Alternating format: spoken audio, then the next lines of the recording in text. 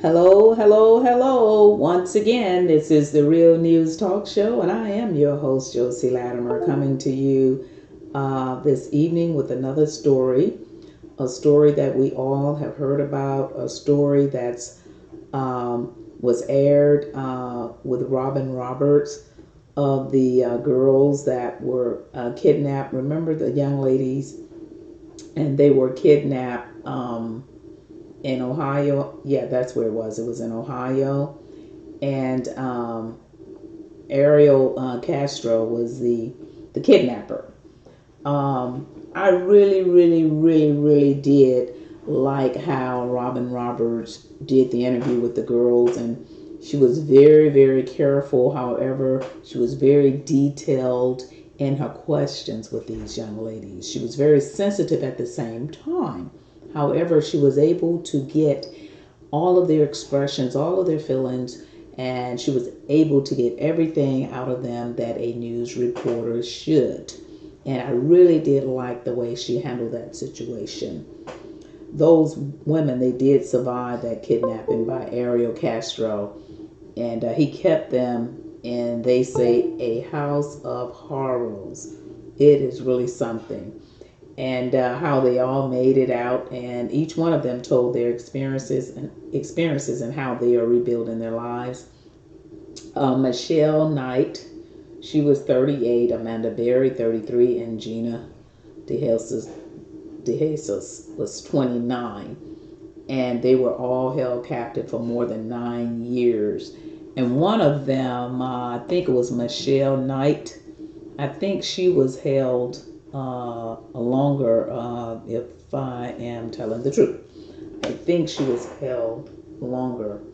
But Amanda Berry was very, very bold because she would have been the least one that I would have expected to want to get away because she is the one that had the baby by him. And normally a baby kind of connects a person together, which it did make her get privileged treatments, I would say, because of that baby, because of the love of that baby, which would have made me think that she would have been the last one to break away from him because of the baby having her father. So you see how things work. I mean, she was very bold, very brave, and she was the one with the baby, and her baby was able to get away from that. And they were kidnapped like between 2002 and 2004, and no one knew what happened to those girls. It was really, really something how he abused those girls, and how she was saying the first time he raped her. Can you imagine a young girl thinking that this is her girlfriend's father, and the father actually rapes her, tells her to pull down her pants? Oh my God. So she knew right then that it was a nightmare. I mean, something came all over her. And he tricked them, each girl, like telling them, to get in the car with him, and that he would take them to see his daughter, which was a classmate. And so when he started showing her around the house, she said she never got back out. Wasn't that sad? Wow. And Michelle was 21 at the time, and she had already been held captive by him even before he got the other girls. And the youngest one was DeJesus. She was only 14 years old. That is so sad. In 2004. That is so sad. And she was a friend of his daughter. I just couldn't understand how a man could do something like that. This man was a sociopath. He was schizophrenia. He was all of the above, because he actually, on that interview with Robin Roberts, he actually said that some of it was consensual. How could it be consensual when you actually kidnap people on the streets? And said that they actually would want sex from him. How horrific is that, you guys? And to chain these women up, feed them when he wants to, get them pregnant, sit on their stomach, kill their babies. Oh my God. And you know what? What was really, really something to me is for this young lady, to Amanda Berry, to have that baby, and to be able to still love that baby, and the baby looks just like him, which means what? The baby has to remind her of him every single day, but her love is so strong and so deep and so rich that that is her child, like she said. When Robin asked her how did she feel about that, she said that is her child. And it is hers. And I'm happy that she's a strong enough woman to shield her child so that the child won't feel guilty that her mother went through that to have her. You see what I'm saying? So actually, she's protecting her child in every single way. And you can see that the child is happy. And they said her name was Jocelyn and she turned 13. The child is a very happy child because of the love that she had around her. I mean, no one's looking down. That baby didn't ask to come here, even if she looks like her daddy. The good thing is that her mother shields her with all the love, and so that baby won't feel guilty. Because can you imagine having a mother that would throw that up to you all the time, saying, oh, you look just like your daddy who raped me. Oh, you look like this and you look like that. I've heard mothers say, oh, you look like your dad and I didn't want you and this and that. I mean, you've actually heard people that wasn't in the situation that she was in to say that about their own children. Now, she was in a horrific situation, but she never, ever opened her mouth to hurt her child. That child gave her joy when she was going through that torture. And actually, I feel that that baby gave all of them joy because it was like a little angel that came into the house through a horrific situation. Because sometimes you have to go through things in order to get things better. And that child was an angel who came into that house to give those girls something new, something different, some love unlike no other, because they wasn't getting the love. And then another thing that really was something when she asked him, when her mother passed or whatever, she asked him to give her a hug or a kiss or something like that. And so Robin was asking, how did she feel? At that moment, all she wanted was love. Love through the criminal, love through the kidnapper, love through the rapist, love through the child abuser, love through. All she wanted was someone to cuddle her and to give her some comfort. And at that moment, he did. At that moment, she needed just what she had gotten, but that still didn't stop her from running away with his child out of that horrific situation. Like I said, she could have been the one that really fell for him and helped him keep the other girls there. And you hear these stories all the time where these women get with these men, and then when they have a baby, they get brainwashed. And when the other women don't, both of them kind of double team on the other people, but not her. I am so, so proud of these young ladies to have the strength. They have strength unlike no other. And another thing I wanted to say, you guys, oh, don't forget to click like, share, and subscribe so that I can come back with more commentary. And this is the Real News Talk Show. Thank you for tuning in. What I wanted to say is another thing that touched me was that Michelle Knight was a strong, strong girl. You know, people underestimated Michelle because she's really little. And like she said, people bullied her in school because she had a different kind of little way. You know, like a little something, something, you know what I'm saying? But when God makes his children, he gives them just what they need to protect themselves. And Michelle had a little, Michelle, like she said, she stood up for herself. And this man didn't want to kill them because he was a psychopath. He just wanted to use those girls for his sexual endeavors whenever he felt like he wanted to use them. I mean, he actually felt big within his own mind just to have 3 women in the house that he could control. He could make babies. He could rape when he got ready. And he probably couldn't do anything after a while, you know. But the thing of it is, it was still rape regardless to if he could or not.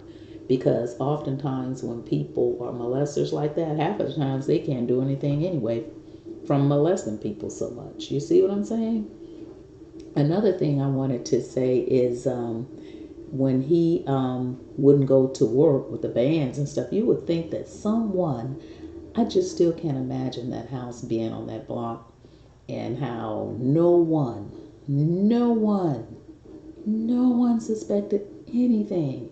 Even when he was walking that little child, seemed like somebody should have checked into that a little deeper. And I mean, it was just too many years for him to go by and nobody knew nothing at all.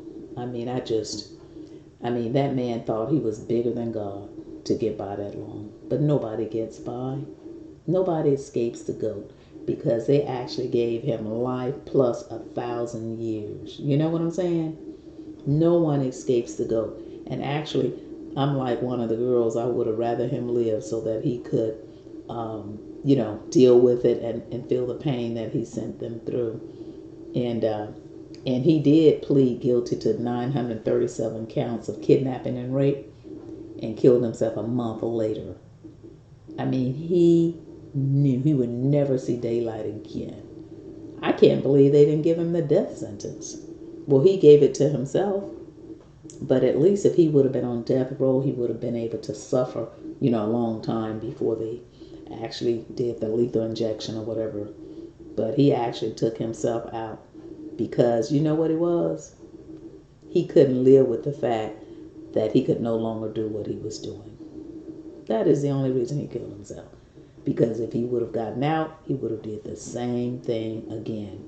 Because he's a sociopath. He was a sick man. He was so sick. And like Michelle Knight said, she did not let him define who she was, because she'd already had a horrific, life growing up and like running away from home. And so she was not going to let him destroy her and define who she was. And I was so proud of her, because she was the littlest one of them all. And I'm so proud of them having their organizations. I think each and every one of them should become very, very happy and wealthy. And I'm happy that Michelle Knight met her nice man.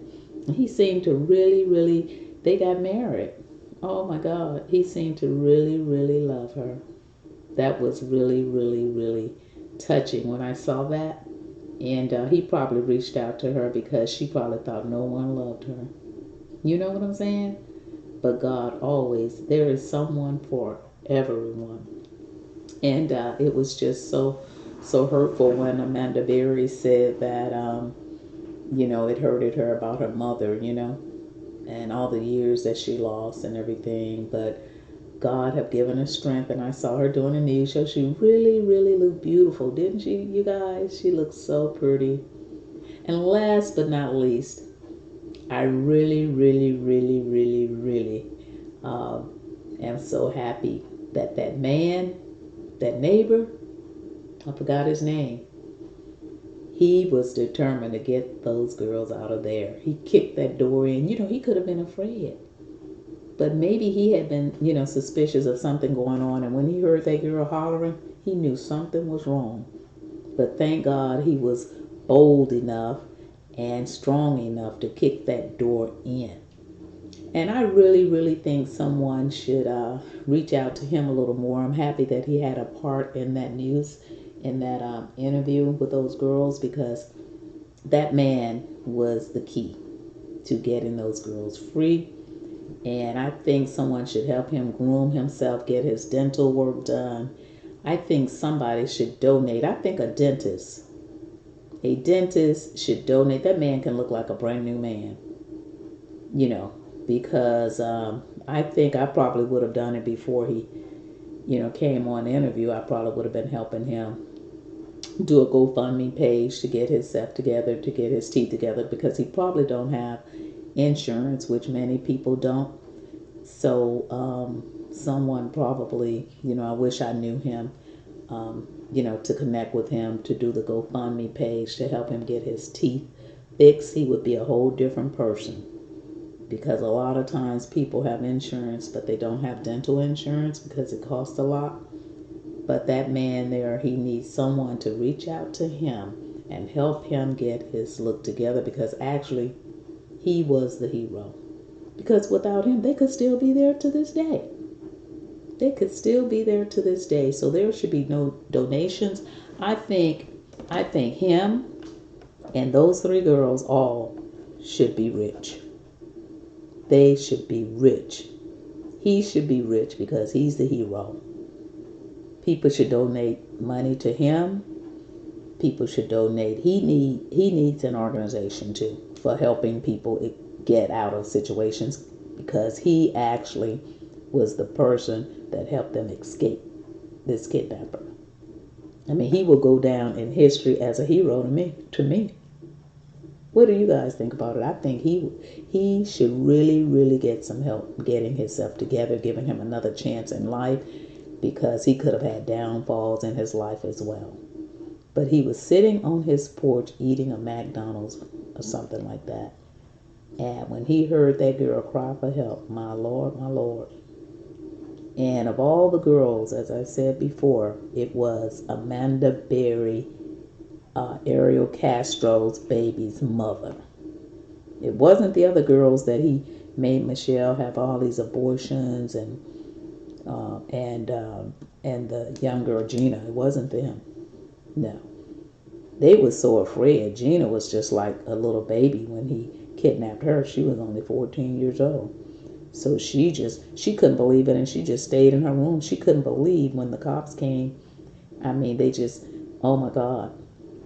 Oh my God. Michelle said she jumped in those people's arms and please don't let me go from one to the other. First she jumped in the man's arm. I think she said she just had on whatever she had on and she jumped in that man's arm and then the lady's arm. That was really touching.